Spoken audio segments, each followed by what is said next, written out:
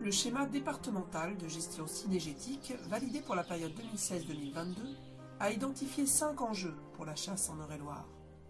Ces enjeux constituent la feuille de route des actions fédérales et par conséquent, la trame de ce rapport d'activité. Le premier de ces enjeux concerne la pratique de la chasse et la sécurité. Pour la saison 2017-2018, 13 559 chasseurs ont validé leur permis en Eure-et-Loir, ce qui représente une baisse de 2,5% des effectifs. Pour comprendre les raisons de cette baisse, la Fédération a interrogé par le biais d'un questionnaire l'ensemble des personnes qui n'avaient pas validé au cours des 3 dernières saisons. 20% de l'effectif enquêté a répondu, soit 353 chasseurs. Premier enseignement, 63% de ces chasseurs ont moins de 65 ans et l'arrêt de la chasse ne semble pas lié uniquement à l'âge du pratiquant. Autre enseignement, les raisons de l'arrêt de la chasse sont multifactorielles. D'ordre financier pour 40% des enquêtés qui jugent le prix des validations trop élevé, d'ordre cynégétique pour 35% des sondés en raison d'un manque de petits gibiers naturels et de l'absence de territoire de chasse pour 17% d'entre eux, enfin d'ordre professionnel ou familial pour 34%. D'après cette enquête, la perte des chasseurs n'est donc pas due uniquement au vieillissement de la population, mais davantage à des raisons financières et d'accès à la chasse. Avec la réforme de la chasse et la baisse du prix des validations du permis national à 200 € et du permis départemental unique à 130 €, la Fédération va dès lors en partie répondre aux attentes de ses chasseurs. Quant aux questions d'accès à la chasse et d'absence de gibier, la Fédération souhaite promouvoir auprès des territoires la diversité des modes de chasse, afin de proposer un plus large panel d'offres de chasse. Chasse aux migrateurs, bécasses, gibier d'eau, grives, vanneaux huppés, pigeons ramiers, chasse aux espèces dites nuisibles, renards, lapins et corvidés. L'Eure-et-Loir est un département où se rencontrent du gibier de passage et du gibier sédentaire. Les espèces chassables y sont nombreuses.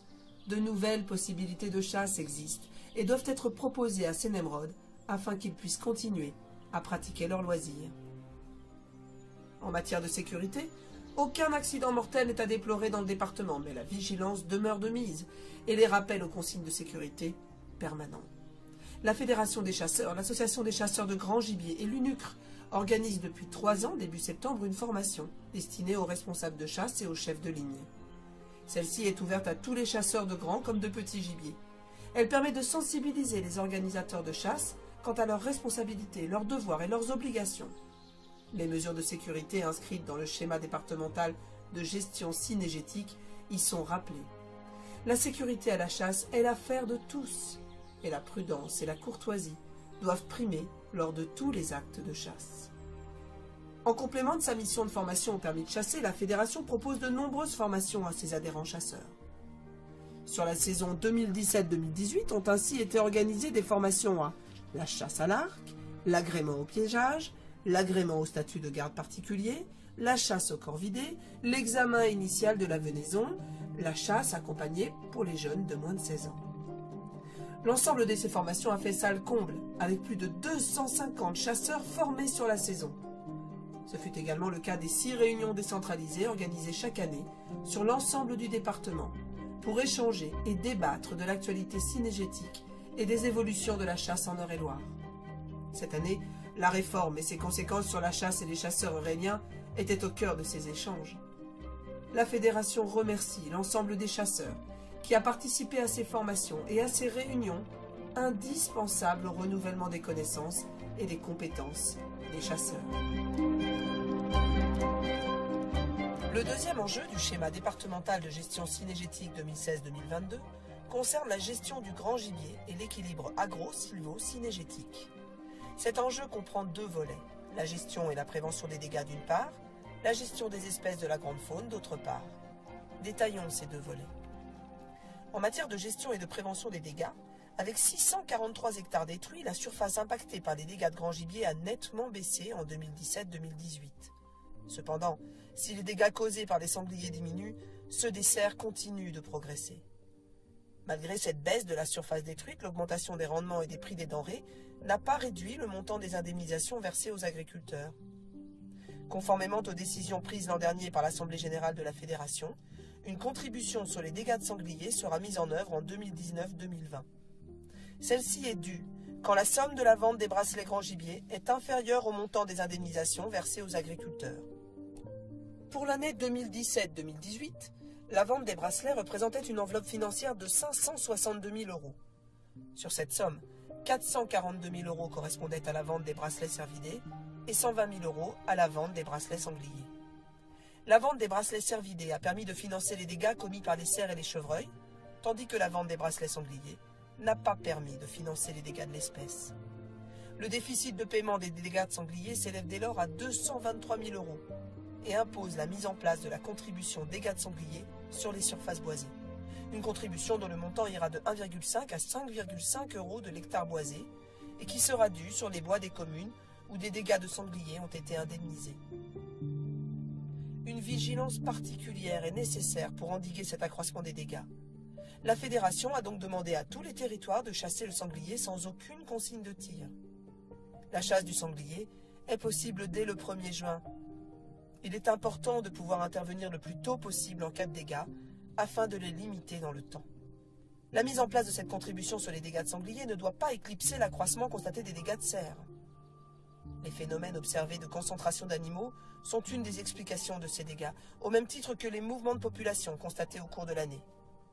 Ces déplacements de hardes d'un massif à l'autre occasionnent des dégâts hors période de chasse sur des secteurs que l'espèce délaisse dès l'ouverture de la chasse pour regagner les grands massifs boisés. Pour tenter de répondre à cette problématique, la Fédération participe au projet Reforest de l'Institut national de recherche en sciences et technologies pour l'environnement et l'agriculture sur le massif du Senonchois. Ce projet tente à développer de nouvelles méthodes pour améliorer la gestion de l'équilibre forêt-gibier. Plusieurs réunions ont été organisées avec les forestiers, l'administration et l'IRSTEA afin de présenter les enjeux de cette étude ainsi que les suivis mis en place par la Fédération des chasseurs sur l'espèce cerf. Ces réunions ont permis d'échanger avec les forestiers autour des outils à mettre en œuvre sur les massifs forestiers afin de compléter les indicateurs prélevés sur la faune. Un premier constat a été partagé quant à l'impossibilité de gérer l'espèce cerf à l'échelle des territoires boisés du massif qui ne représentent qu'une petite partie de l'espace vital de l'espèce. La multipropriété forestière, conjuguée à une gestion sylvicole individuelle propre à chaque propriété, rend impossible une gestion des populations de cerfs à l'échelle de ces territoires. Un travail de mise en œuvre d'outils de référencement de la pression des cerfs sur la forêt doit être initié et partagé entre chasseurs et sylviculteurs. Sans outils partagés et sans diagnostic validé par les deux parties, une gestion concertée de l'équilibre forêt-gibier paraît difficile à envisager. Après ce volet sur la gestion des dégâts, passons à celui consacré à la gestion des espèces et commençons par le cerf élaphe. Pour la saison 2018-2019, 1381 animaux ont été attribués dans le cadre du plan de chasse cerf. Le taux de réalisation progresse nettement cette année, soulignant ainsi les efforts réalisés par les territoires pour accentuer leurs prélèvements et leur pression de chasse. L'augmentation des prélèvements s'est essentiellement opérée sur les cerfs coiffés, plus 11%, et sur les faons, plus 9%. L'augmentation des prélèvements de biches n'étant que de 3%. Le suivi des populations de cerfs élaphes est assuré par indice nocturne. Chaque année, plus de 600 personnes sont mobilisées et près de 6000 km parcourus en 3 semaines pour évaluer les tendances d'évolution des populations des différents massifs. Les comptages de cette sortie d'hiver semblent confirmer l'inflexion de l'indice nocturne départemental et un rééquilibrage du sexe ratio en faveur des mâles. Toutefois, la baisse recherchée sur certains massifs n'est pas encore suffisante. Depuis 2 ans, la répartition des animaux en cours de saison fluctue. Certains territoires ont été cette année dépourvus, tandis que d'autres n'ont pu chasser le cerf qu'en début ou en fin de saison. Les phénomènes de concentration se sont déplacés, rendant difficile la réalisation des plans de chasse sur certains territoires. L'importance des échanges entre massifs reste difficile à quantifier et à appréhender. Le suivi de l'espèce cerf se fait également par le biais des analyses de mâchoires de biche, de trophées de cerf et de coupes dentaires.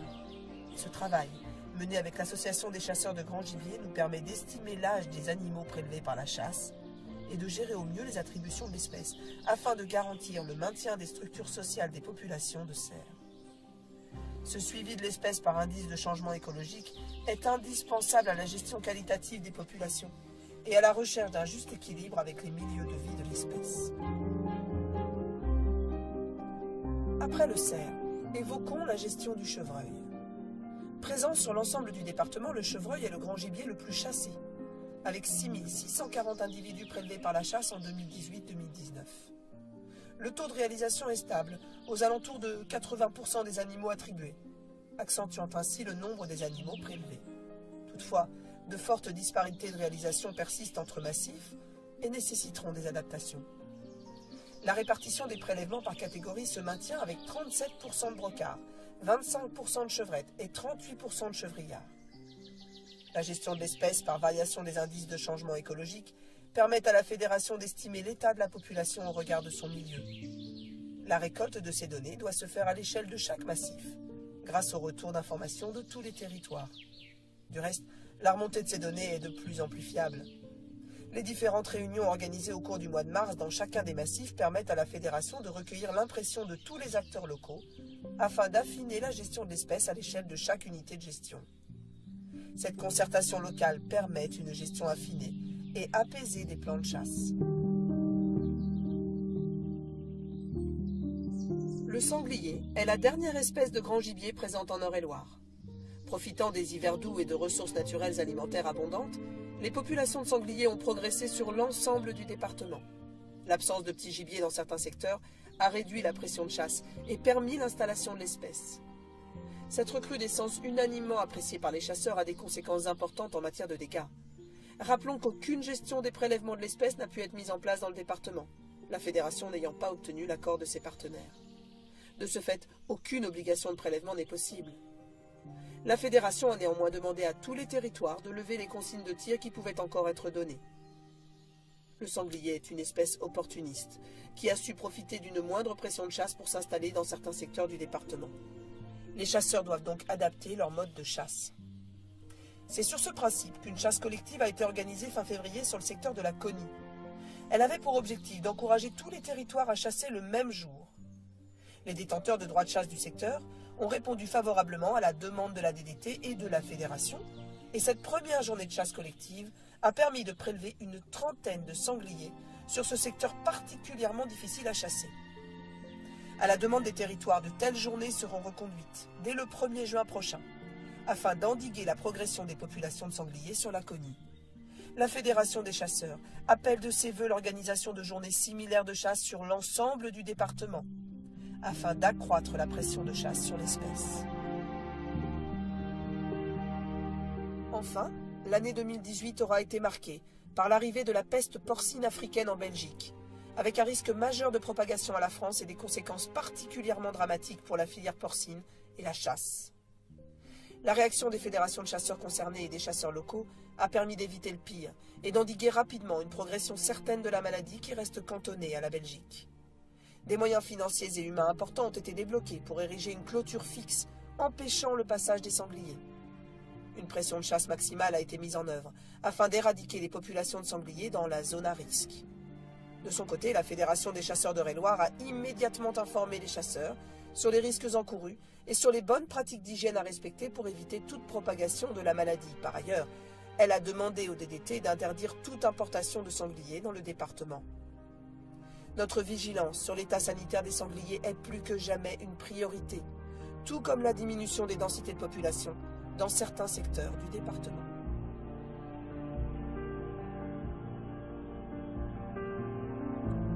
La gestion durable du petit gibier constitue le troisième enjeu du schéma départemental de gestion cynégétique.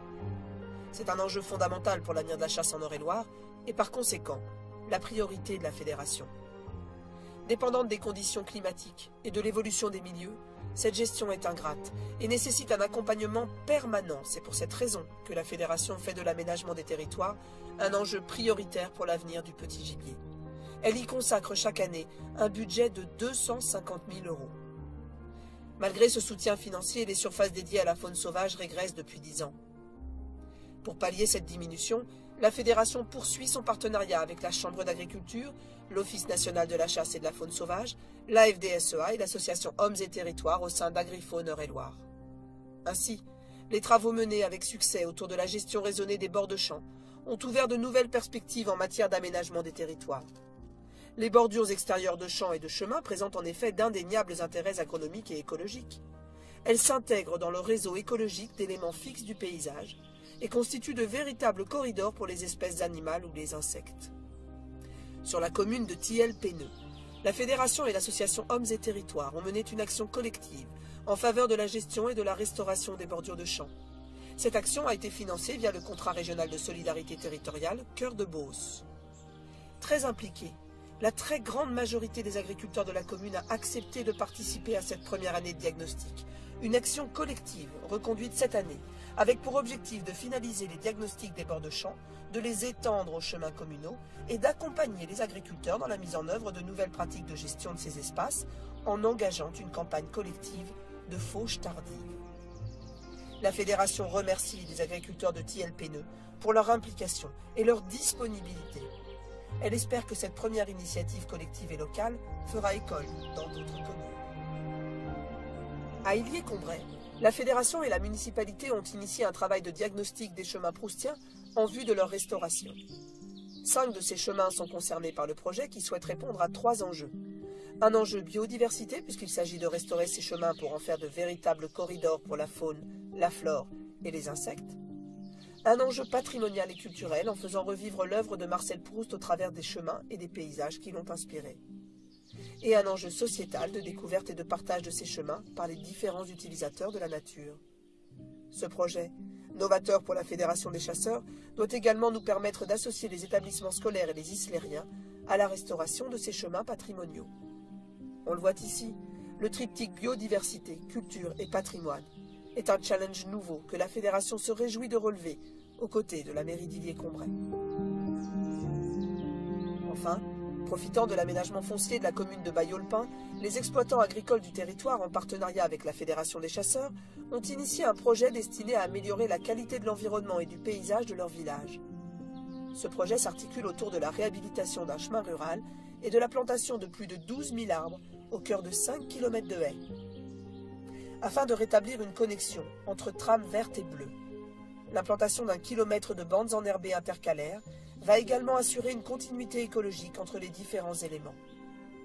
Maillon essentiel de la ruralité, le chemin réhabilité va devenir un formidable espace pour pratiquer des activités de loisirs, promenades à pied, cheval, VTT, tout en permettant le retour de la petite faune. Rappelons-le, l'aménagement des territoires en faveur de la biodiversité est au cœur des préoccupations fédérales. Car nous le savons tous, sans aménagement des milieux naturels, la pérennité de l'avifaune de plaine est compromise. Parmi les espèces gérées par la Fédération, la perdrix grise est celle dont on détient le plus de données démographiques. Malgré les efforts de gestion et l'arrêt de la chasse depuis 8 ans, les effectifs reproducteurs diminuent. Les précipitations orageuses du printemps 2018 ont été particulièrement néfastes à la reproduction de l'espèce, avec un indice de reproduction de moins de 3 jeunes par poule de printemps. La reproduction a été identique à celle de 2017 et n'a pas permis le renouvellement naturel de l'espèce. Les premiers retours de comptage de ce printemps tendent vers une stabilité de la densité moyenne de population à 3 couples aux 100 hectares. Dans ce contexte de déclin, la Fédération a mis en place il y a maintenant 5 ans le Conservatoire des souches naturelles de perdrix grise. Ce conservatoire a la double ambition de permettre le sauvetage des nids détruits au cours des travaux agricoles et de repeupler, avec les oiseaux issus de ces nids, les territoires les plus démunis. Le conservatoire est constitué de 2 sites, un à Bouville et l'autre à Auneau. Ces 2 sites ont permis l'an dernier la réintroduction de 700 oiseaux issus de parents naturels de première ou deuxième génération. Pour 2019, le conservatoire peut compter sur 44 couples de reproducteurs à Bouville et 18 à Auneau. Pour permettre le sauvetage des nids détruits, la Fédération a mis en place un numéro de téléphone permettant de contacter le conservatoire 7 jours sur 7. Le sauvetage des nids est important car il permet au conservatoire de maintenir un stock de reproducteurs naturels indispensable à la sauvegarde des souches. Cette opération de préservation ne fonctionne qu'avec la motivation et le bénévolat de quelques chasseurs passionnés. La Fédération des chasseurs remercie vivement ces passionnés pour leur engagement et leur dévouement à la sauvegarde de la perdrix grise d'Eure-et-Loir. Pour amplifier ces opérations, la Fédération a décidé en 2017 d'autoriser des lâchers de repeuplement avec des oiseaux issus d'élevage sélectionnés par ses soins. Et pour accompagner les territoires désireux de renforcer leur population de perdrix, la Fédération des chasseurs octroie une aide à l'aménagement du territoire. Cet investissement annuel de 100 000 € est financé par décision de l'Assemblée générale sur les réserves fédérales. L'été dernier, 28 000 oiseaux ont ainsi été réintroduits sur plus de 85 000 hectares. Des oiseaux qui sont venus combler le déficit de reproduction et ont permis le maintien de la densité moyenne de population. Mais pour maintenir et permettre la survie de ces oiseaux pendant l'hiver, il est crucial d'aménager le territoire, de leur créer des zones de refuge et de réguler leurs prédateurs.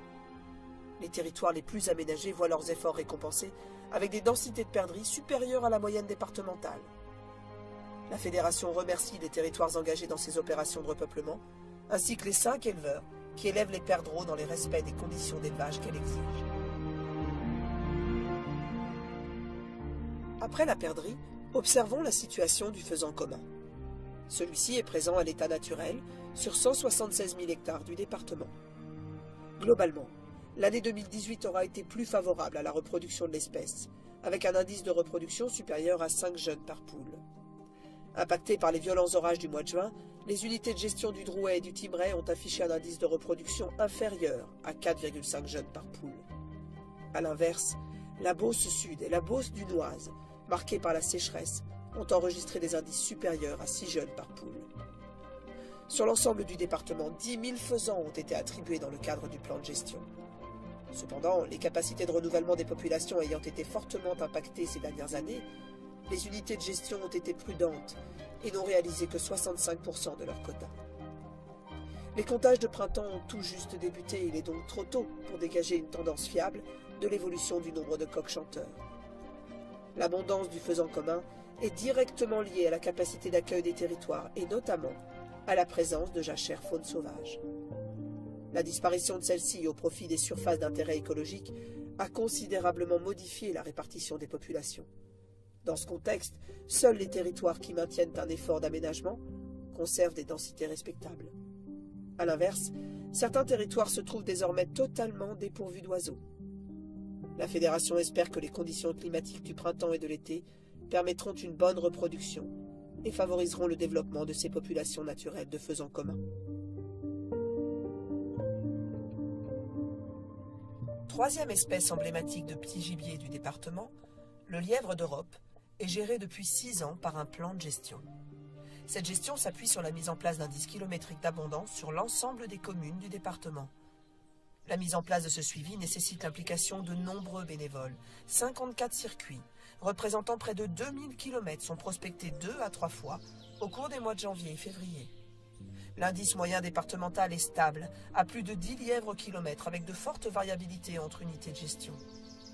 D'une manière générale, les unités avec attribution et marquage voient leur population se stabiliser, alors que sur les unités en gestion libre, l'indice kilométrique moyen baisse de 10%.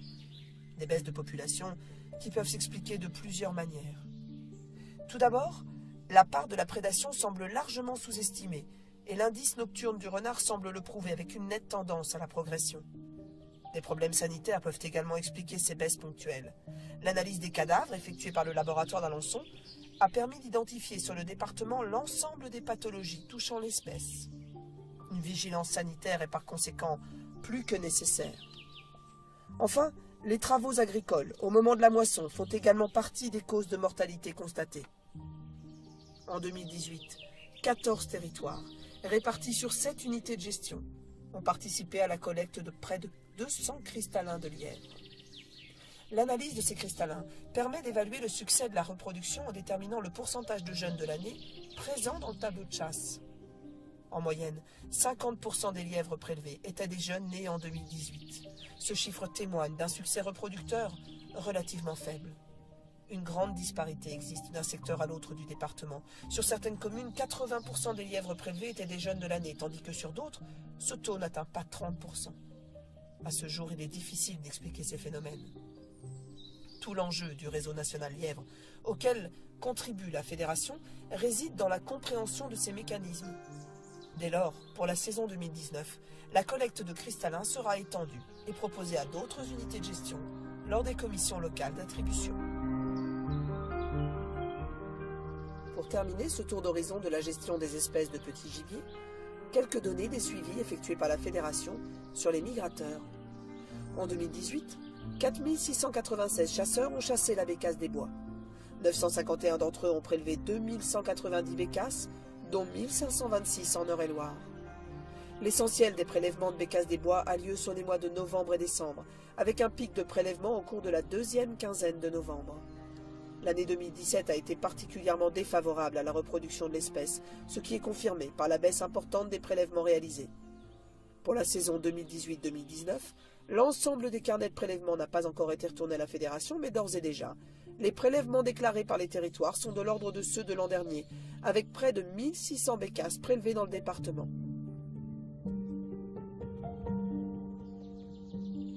Migrateur et sédentaire, le pigeon ramier est le petit gibier le plus chassé du département, avec près de 25 000 oiseaux déclarés prélevés. La Fédération participe aux opérations de suivi menées par le groupe d'investigation pour la faune sauvage sur l'ensemble du territoire national. L'Eure-et-Loir apporte ainsi sa contribution au suivi des effectifs hivernants réalisés 2 fois par an, mi-décembre et mi-janvier, le même jour, avec l'ensemble des départements de la région centre. Ce suivi s'effectue en avion sur un itinéraire préétabli et identique chaque année. Un comptage non exhaustif qui permet d'évaluer l'évolution des effectifs hivernants en France et particulièrement dans notre région. Les comptages de cet hiver se soldent par une progression des effectifs de pigeons ramiers, même si ces données sont difficilement exploitables à l'échelle d'un département et doivent être interprétées au niveau régional. Le suivi migratoire de l'espèce par balise Argos, réalisé sur la région depuis 5 ans, a confirmé la sédentarité de plus en plus grande de l'espèce. Certains oiseaux suivis ne migrant qu'une année sur 2, ou n'effectuant que des migrations partielles de quelques centaines de kilomètres. Beaucoup de mystères entourent encore la migration du pigeon ramier, mais les suivis menés dans le département participent à une meilleure connaissance de la biologie de cette espèce. Le développement du petit gibier est étroitement lié au 4e enjeu du schéma départemental qui concerne la lutte contre la prédation et la déprédation. En Eure-et-Loir sont classées espèces susceptibles d'occasionner des dégâts: le renard, la fouine, le corbeau-freux, la corneille noire, le lapin de Garenne, le pigeon ramier et le sanglier. Concernant le renard, les indices kilométriques, effectués en même temps que ceux du lièvre, sont en nette augmentation depuis 7 ans, confirmant bien l'accroissement constaté de la population vulpine. Les prélèvements par la chasse progressent de 11%, avec plus de 2500 renards prélevés. Une progression similaire s'agissant des autres espèces susceptibles d'occasionner des dégâts. La fin de l'année 2018 a été marquée par le dépôt du nouveau dossier de demande de classement des espèces susceptibles d'occasionner des dégâts auprès du ministère de la Transition écologique. Pour chacune des espèces qu'elle souhaitait classer, la Fédération a justifié de leur présence significative sur l'ensemble du département et de leurs impacts réels ou potentiels sur les activités agricoles et ou sur la faune sauvage. Suite à ce travail étayé, Madame la Préfète a validé les demandes de la Fédération et proposé le classement du renard, de la fouine, du corbeau-freux, de la corneille noire, de la pie et de l'étourneau sansonnet. Nous attendons désormais la décision ministérielle qui devrait intervenir d'ici à fin juin. Cependant, la gestion de ce dossier est délicate. Les positions de nos adversaires sont tranchées. Aussi devons-nous justifier chacune de nos demandes de classement. Et c'est bien la remontée des données de prélèvement par la chasse et le piégeage qui nous permettent de justifier la présence significative de ces espèces sur l'ensemble du département. Les déclarations de nuisance nous aident à quantifier l'impact de la nuisibilité de ces espèces. Plus que jamais, nous avons besoin des retours d'informations en provenance des territoires de chasse et des agriculteurs quant à l'impact économique de la déprédation de ces espèces. Pour clore cet enjeu, quelques mots du blaireau, qui ne fait pas partie des espèces susceptibles d'occasionner des dégâts, mais dont la démographie est exponentielle dans le département. Sa régulation n'est possible que par la vénerie sous terre. Aussi défendons-nous fermement le maintien des périodes de déterrage. Il en va de la bonne régulation de cette espèce qui occasionne des dégâts et peut être vectrice de zoonoses.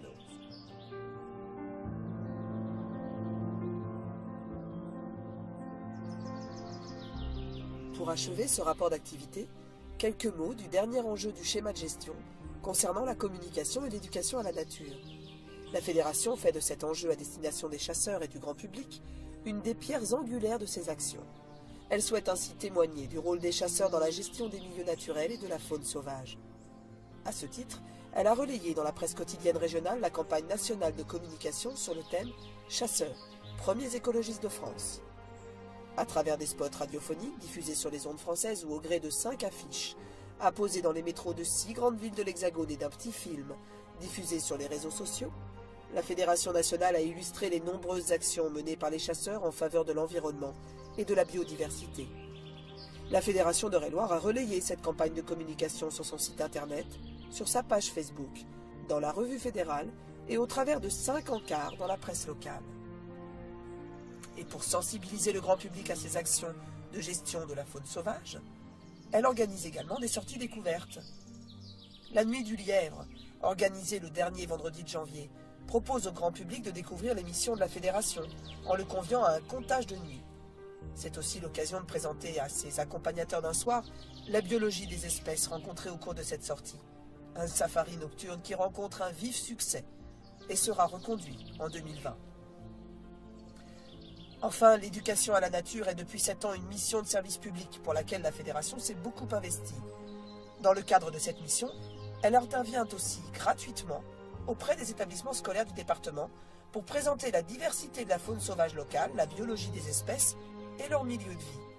Au cours des 12 derniers mois, la Fédération est intervenue auprès d'1 millier d'élèves. Des interventions qui se déroulent en classe ou sur le domaine de Chenonville. Et pour compléter de manière ludique ces interventions en salle, la Fédération a créé un parcours pédagogique qui permet aux visiteurs de découvrir la faune sauvage eurélienne au travers de panneaux didactiques, de bornes sonores ou de jeux de découverte. Plusieurs thématiques d'intervention et d'animation sont proposées aux enseignants et à leurs élèves. La Fédération peut également proposer des animations spécifiques en fonction des souhaits des enseignants et du programme abordé en classe. Cette mission de service public a été confiée à Julie, qui y consacre beaucoup de temps et d'énergie.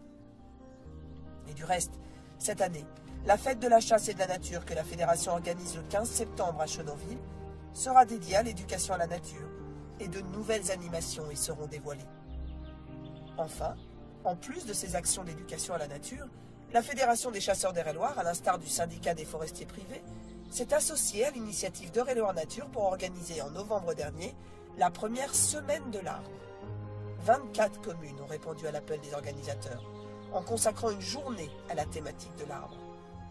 De la plantation d'arbres de diverses essences, à des animations simultanées d'Eure-et-Loir Nature et de la Fédération dans une 12aine d'écoles du département, l'objectif de cette semaine était de sensibiliser le public sur le rôle de l'arbre dans notre environnement.